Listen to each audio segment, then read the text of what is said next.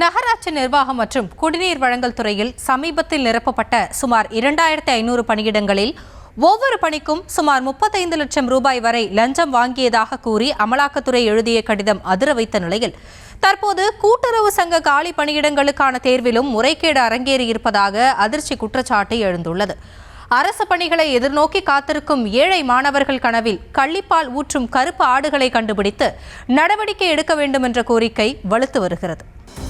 சமீபத்தில் தமிழ்நாட்டையே அதிர வைத்திருக்கும் விஷயம் என்றால் அமலாக்கத்துறை எழுதிய கடிதம்தான்.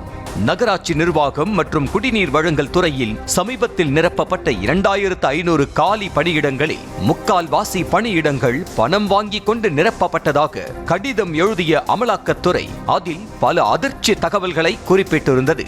பணம் கொடுத்தவர்கள் தேர்வில் வெற்றி பெற்று இருக்கிறார்கள் எனவும் ஒவ்வொரு காலி பணியிடத்திற்கும் 25 லட்சம் முதல் 35 லட்சம் ரூபாய் வரை பணம் வாங்கப்பட்டிருக்கிறது எனவும் கூறிய அமலாக்கத்துறை இந்த விவகாரத்தில் ஹவாலா தொடர்பு இருப்பதாக அதிர வைத்ததோடு தமிழக போலீஸ் வழக்கு பதிவு செய்ய வேண்டும் என கேட்டுக் கொண்டிருந்தது.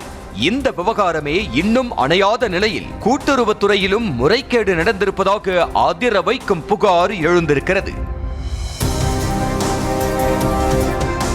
கூட்டுறவு சங்கங்களில் உதவியாளர், இளநிலை உதவியாளர் என 2513 காலி பணியிடங்களுக்கான அறிவிப்பு ஆகஸ்ட் மாதம் வெளியானது.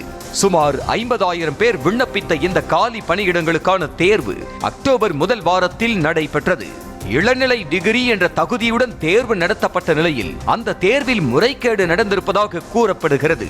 இன்னும் தேர்வு முடிவுகள் வெளியாகாத நிலையில் முன்கூட்டியே வினாத்தாள் லீக் ஆகி இருப்பதாக கூறப்படுகிறது. தேர்வெழுதிய சிலரில் 200க்கு 200 மதிப்பெண்கள் எடுத்திருப்பதாக தகவல் கசிந்திருக்கிறது. முன்கூட்டியே வெளியாக வேண்டிய தேர்வு முடிவுகள் இன்னும் வெளியாகாமல் இருப்பதற்கு காரணமே முறைகேடு நடந்திருப்பதால் தான் எனவும் கூறப்படுகிறது. கூட்டுறவு சங்கங்களில் உயர் பொறுப்புகளில் இருக்கும் அதிகாரிகள் தங்களுக்கு தெரிந்த அல்லது நெருக்கமானவர்களுக்கு முன்கூட்டியே வினாத்தாளை கசிய விட்டு முறைகேடு செய்திருப்பதாக பகீர் குற்றச்சாட்டு எழுந்திருக்கிறது.